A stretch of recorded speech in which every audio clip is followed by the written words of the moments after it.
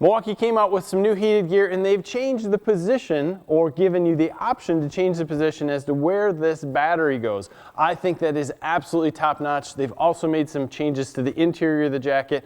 We're going to go through that, compare it to some of the older models that we have out here, including the vest. We'll talk about the outer skin, all that fun stuff. Stay tuned.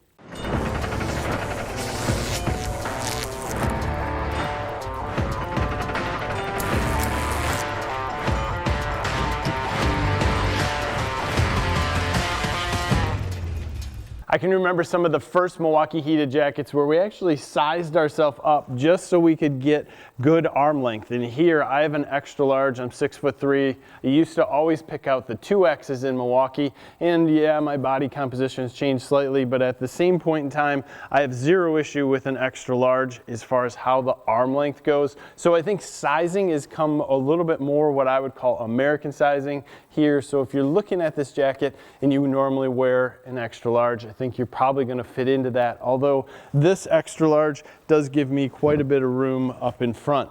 Now, one of the main things that I think Milwaukee changed in this jacket that is absolutely huge to me is the option for battery placement.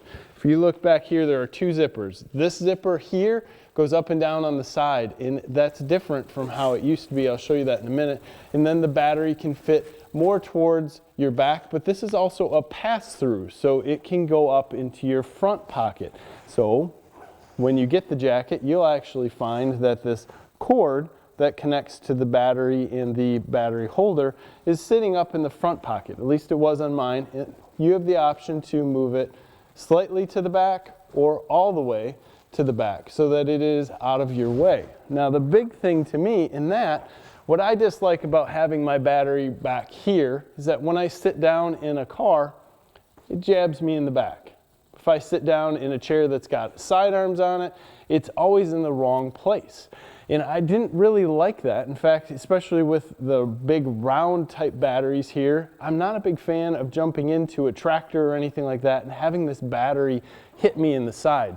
So what it gives me the option to do is pull this battery out and put it in my front pocket. Flat out. And now it's in front and I don't have an issue. If I'm working and standing up and wanting to not have this battery up front, move it to the back. That is probably one of the biggest improvements that I see to this jacket for comfort-wise, because it allows a lot more people to use this jacket without having the battery in a specific place and them complaining about either the size or the jab that they get every time they sit down. So perfect. I think that that's huge. There is also some pulls on this jacket that will help cinch it up if it is, again, like in my place, a little bit larger. These pulls are going to pull basically the inner portion of the jacket tighter to you so wind won't come up. Downside, if you're working on the inside and you have handles, these things tend to grab the handles as you walk by and they will pull tighter. Not a huge deal. In the short time I've had this jacket, I've latched on to 4 handles in a house quickly, and I just must be the way I walk or where they are or just dumb luck.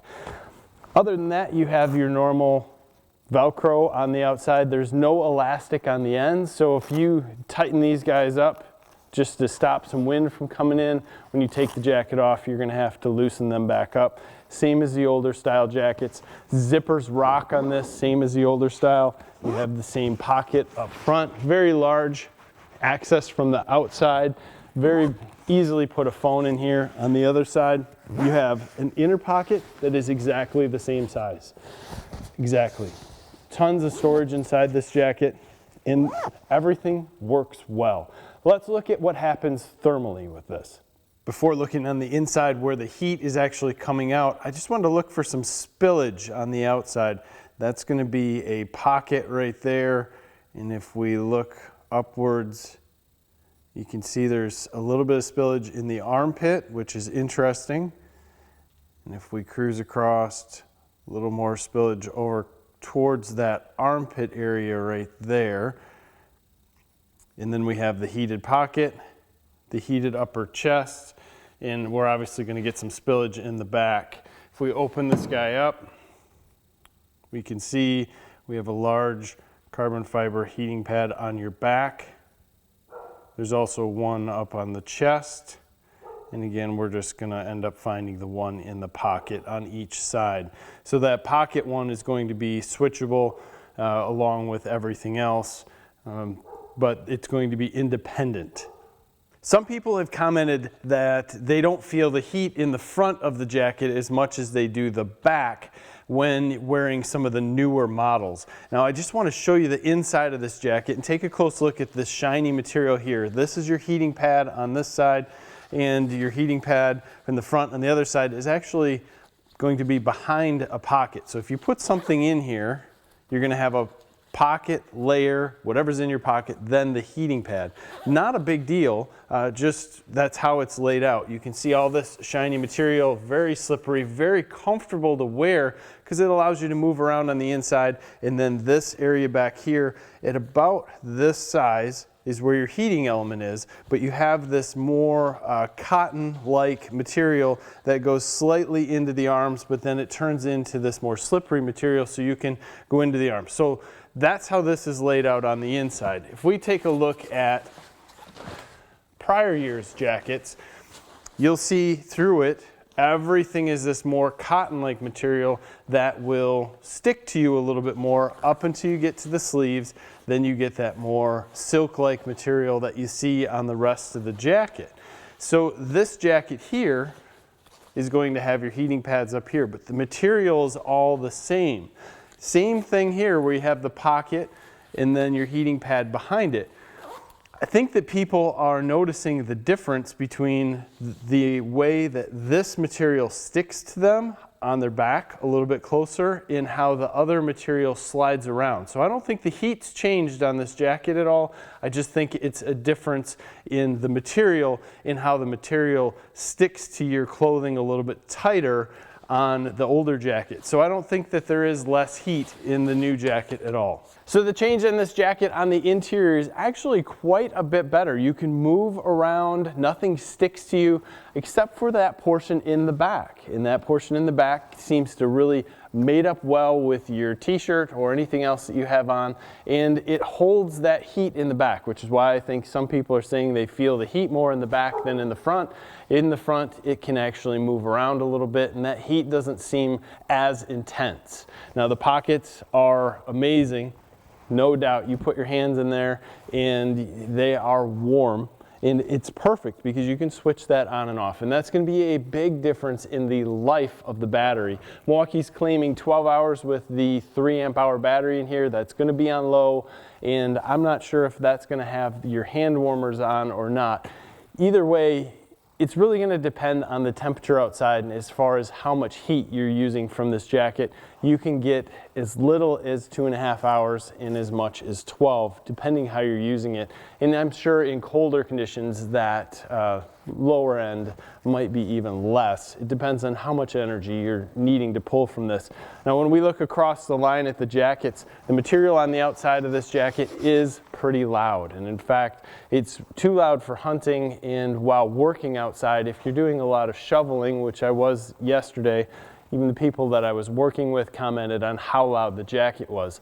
That's even after I put it through a washing cycle with a bunch of towels and I ran it through the dryer by itself, just to try to tone the material down a little bit.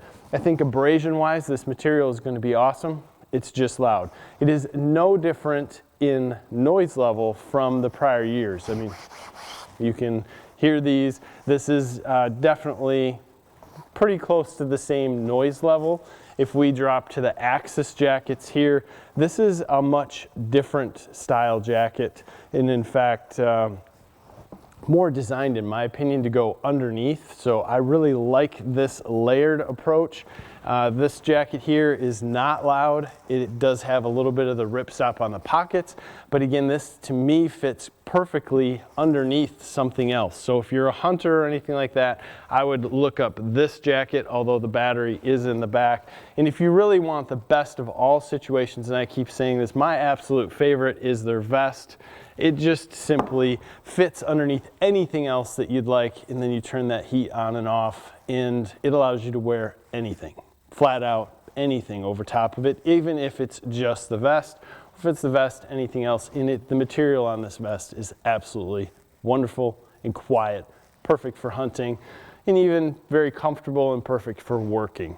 So if you're looking at this stuff, this is the big changes per se of what they have out here now, and I still think this stuff is great. Remember, you want to wear it as close to your body as possible. If you put a hoodie in between this jacket and you're putting insulation between you and the jacket. That heat is not going to be felt as much. You're going to run this on a higher temperature than what's needed, and then you're going to wear out your battery faster.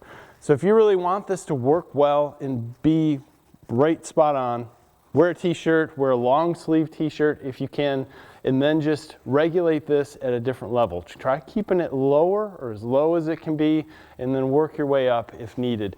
That's how it's designed, that's how it works the best, but a lot of people will throw a lot of insulation between the jacket knit and feel that the jacket doesn't work as well. It's not really designed for those negative 20-degree days. In my opinion, you're gonna have to layer up. If you do layer up, try to layer over top of the heat. Something to think about. As always, guys, I appreciate your time. Give us a like in this video, subscribe to the channel. Have a great day.